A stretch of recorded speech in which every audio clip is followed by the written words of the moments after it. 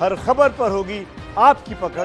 Download कीजिए ABP live app. Sushant के case में आज बड़ी हलचल का दिन। आपको बता दें, रिया चक्रवर्ती अपने घर से निकल चुकी हैं, एनसीबी दफ्तर के लिए रास्ते में है इस वक्त रिया चक्रवर्ती। किसी भी पल एनसीबी दफ्तर पहुंचेंगी रिया चक्रवर्ती। और इस बीच 4 तस्वीरें आपको जल्दी से दिखाते हैं। रिया चक्रवर्ती आज एक बार फिर एनसीबी के दफ्तर पहुंचने वाली हैं, तीसरे दिन की पूछताछ। इस बीच रिया चक्रवर्ती की तरफ से सुशांत की 2 बहनों पर एफआईआर दर्ज करवा दी गई है। और कंगना वर्सेस शिवसेना की जो लड़ाई है वो और बढ़ गई है, क्योंकि बीएमसी ने कंगना रनौत की मुंबई के दफ्तर मणिकर्णिका फिल्म्स पर जाकर नो वर्क पोस्टर लगा दिया है। और साथ ही सुशांत केस का सच कब सामने आएगा, अब देश को इस बात का इंतजार है।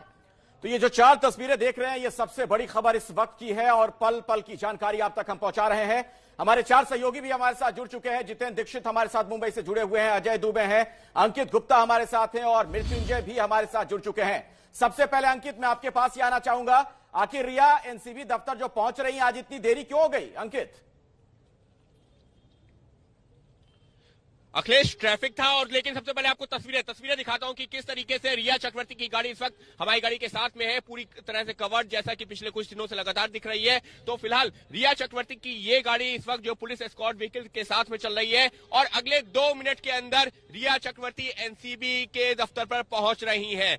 आज ये लगातार तीसरा दिन है, लेकिन आज का दिन और ज्यादा मुश्किलों भरा हो सकता है। 2 रातें जिनमें उनको आशंका थी कि ऐसा ना हो गिरफ्तार कर लिया जाए, वो अपने घर पहुंच गई हैं। लेकिन आज का दिन क्यों महत्वपूर्ण है? आज का दिन इस वजह से भी महत्वपूर्ण है क्योंकि लगातार तीसरे दिन पूछताछ होनी है और कल इस मामले में जो सह आरोपी हैं उनकी रिमांड खत्म हो रही है। तो इस बात की आशंका बनी हुई है रिया चक्रवर्ती को भी कि ऐसा ना हो कि आज गिरफ्तार हो जाए और कल बाकी आरोपियों के साथ देख रहे हैं। अंकित गुप्ता इस वक्त कार में बैठे हुए हैं और कार जो है वो रिया चक्रवर्ती की गाड़ी जो है उसी के साथ साथ चल रही है, एक तरीके से उस काफिले के साथ साथ। सीधे लिए चलते हैं आपको एनसीबी दफ्तर के बाहर। जितेंद्र दीक्षित हाथ हिला रहे हैं। जितेंद्र, अजय दुबे देख पा रहे हैं हम, आपको बताइए पहुंच गया काफिला? देखिए, ये काफिला जिसका अंकित जिक्र कर रहे थे, ये काफिला पहुंचता हुआ नारकोटिक्स के ऑफिस के बाहर ईडी के सामने से भी ये गाड़ियां जाती हुई समीर वानखेड़े, ये मुता अशोक जैन साहब है, अधिकारी जो मुख्य यहाँ पर डेली हम इनकी बाइट सुनते हैं, वो पहुंचे।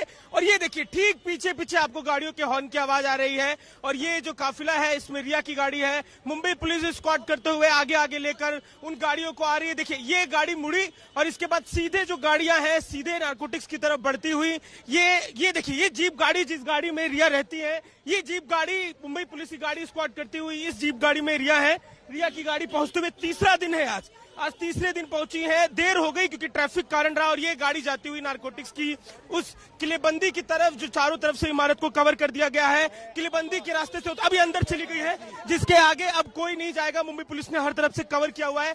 रिया की गाड़ी नारकोटिक्स के दरवाजे के पास और अब ठीक पीछे ये उतरती हुई देखिए रिया के दरवाजा खुला। उसके बाद रिया देखिए ब्लैक ड्रेस में रिया उतरी और अब सीधे जा रही है नारकोटिक्स के एक्सचेंज बिल्डिंग इमारत की तरफ।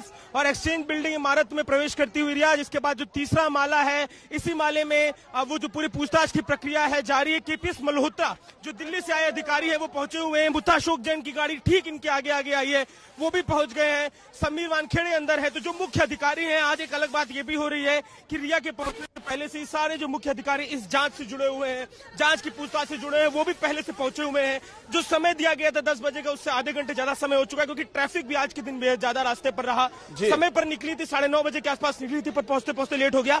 रिया पहुंच गई है नारकोटिक्स एक्सचेंज बिल्डिंग के अंदर। तीसरे माले पर खबर अपने दर्शकों को बता दें जो आप देख रहे हैं इस वक्त एबीपी न्यूज पर।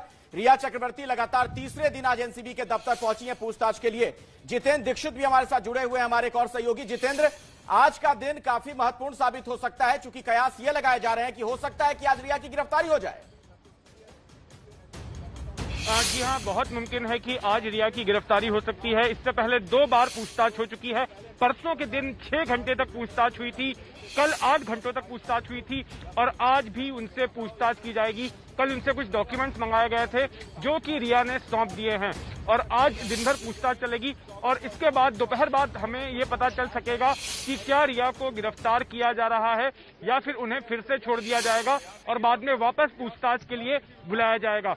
मैं आपको बता दूं कि रिया ने या रिया की लीगल टीम ने offence is the best defence वाली पॉलिसी अपनाई है। और कल देर रात तक रिया जो है बांद्रा पुलिस थाने में मौजूद थी और जहां पर उन्होंने सुशांत सिंह की बहनों के खिलाफ एफआईआर दर्ज कराई है और जिस डॉक्टर ने उन्हें प्रिस्क्रिप्शन दिया था ड्रग्स के लिए, उस डॉक्टर के खिलाफ एफआईआर दर्ज कराई है और उन्हें ही दोषी ठहराया है सुशांत की मौत के लिए। जितेंद्र दीक्षित, आप जो बात कह रहे हैं ना यहाँ पर कि offence is the best defence, ये रणनीति जो रिया चक्रवर्ती की तरफ से अपनाई गई है वो शायद उनकी बॉडी लैंग्वेज में भी झलक रही है। क्योंकि आप देखिए, कल जब हमने रिया चक्रवर्ती को देखा था तो हुडी पहनी हुई थी उन्होंने, चेहरा अपना ढका हुआ था। आज जरा रिया चक्रवर्ती को देखिए आप, वो गाड़ी से उतरती हैं और अंदाज देखिए जरा, किस कॉन्फिडेंस के साथ अपना सिर ऊंचा उठाकर नजरें नीचे नहीं झुकाई रिया चक्रवर्ती ने, सीधे अंदर घुसी है एनसीबी दफ्तर में। पूरी बॉडी लैंग्वेज अग्रेशन के साथ भरी हुई यहां पर नजर आ रही है, वही ऑफेंसिव अंदाज जिसका आप जिक्र कर रहे थे जितेंद्र। बिल्कुल, आज हमने देखा, इसके पहले रिया चक्रवर्ती की जो भी तस्वीरें सामने आई हैं उसमें वो थोड़ा सा परेशान दिख रही थी, डिफेंसिव दिख रही थी, लेकिन आज आप देखिए उनकी बॉडी लैंग्वेज कह रही है कि वो काफी ऑफेंसिव मोड में है। और बिल्कुल कल जिस तरह से अपनी लीगल टीम की सलाह पर उन्होंने एफआईआर दर्ज कराई, और अब मैं आपको इसमें अपडेट भी ये दे दूं कि मुंबई पुलिस ने इस एफआईआर को दर्ज करने के बाद में इसको सीबीआई को सुपुर्द करने का ऐलान किया है। मुंबई पुलिस की तरफ से एक आधिकारिक बयान आया है और उसमें यह कहा गया है कि सुप्रीम कोर्ट के आदेश के मुताबिक इस एफआईआर को अब सीबीआई को सौंपा जा रहा है। अब आगे की जांच जो है सीबीआई करेगी। सुप्रीम कोर्ट ने जब इस मामले की जांच को सीबीआई को सौंपा था उसी वक्त ये स्पष्ट कर दिया था कि सुशांत सिंह की मौत से जुड़ा हुआ कोई भी मामला जो है, कोई भी केस, उसकी जांच सीबीआई करेगी और उस ऑर्डर के आधार पर सीबीआई को ऐसा करने के लिए एम्पावर किया गया था। रोमाना जी बिल्कुल। अंकित गुप्ता भी हमारे साथ जुड़े हुए हमारे सहयोगी। अंकित, सवाल यह है, ठीक है बॉडी लैंग्वेज के मामले में कॉन्फिडेंस दिखा ले रिया चक्रवर्ती, तमाम चालें उनके वकील चल ले, लेकिन आखिरकार कानून की नजर में जो तमाम सबूत हैं, साक्ष्य हैं, उसके आधार पर ही फैसला होना है। यहां पर बुरी तरीके से घिरी हुई नजर आ रही है फिलहाल रिया। निश्चित तौर पर अगर हम एनसीबी के मामले की बात करते हैं, निश्चित तौर पर कह सकते हैं। और जो अभी एफआईआर जिसके अभी जितेंद्र भी जिक्र कर रहे थे, वो मामला जाएगा सीबीआई के पास में। अब सीबीआई देखेगी कि उसमें क्या करना है या कैसे जांच करनी है, नहीं करनी है, ये सीबीआई तय करेगी। लेकिन इस सबके बीच में अगर मैं एनसीबी की बात करूं, जहां पर रिया चक्रवर्ती लगातार तीसरे दिन पहुंची है, तो यकीन मानिए आज का दिन एक बार फिर से बहुत मुश्किलों भरा साबित होने वाला है।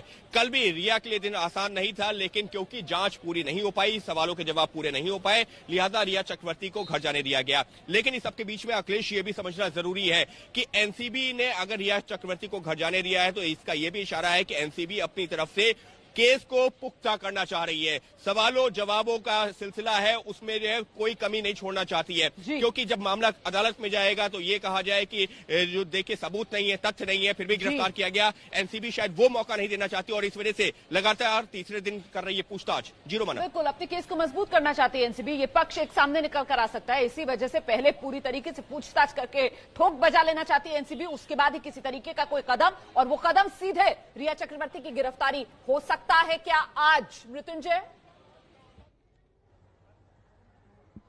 जी बिल्कुल, देखिए आज का दिन बहुत महत्वपूर्ण है। इसकी कई वजह हैं। एक तो ये वजह है कि इस केस से जितने लोग, जो एफआईआर नंबर 16/20 है, इस केस के जितने आरोपी हैं उन सभी को रिमांड 9 सितंबर तक दी गई है। अगर आज एनसीबी गिरफ्तार करती है तो रिया को कल कोर्ट में प्रोड्यूस करेगी उन्हीं आरोपियों के साथ जो इसके पहले गिरफ्तार हुए हैं। लेकिन एक तरफ एनसीबी अपने लिए थोड़ी मुश्किलें खड़ी कर रही है। ये मैं डिफेंस जो लॉयर हैं उनके हवाले से कह रहा हूं कि देखिए किस प्रकार से मुश्किलें खड़ी कर रही हैं।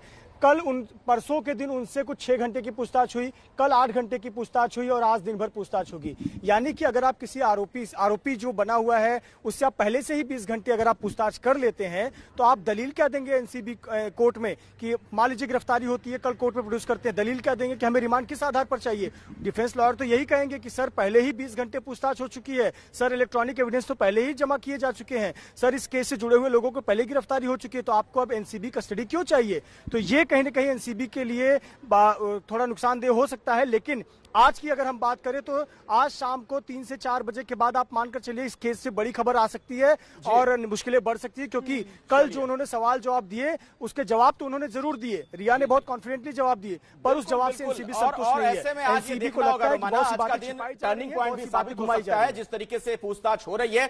क्या आज रिया की गिरफ्तारी होने वाली है? आज की ये बड़ी खबर है, इस पर लगातार हमारी नजर बनी हुई है।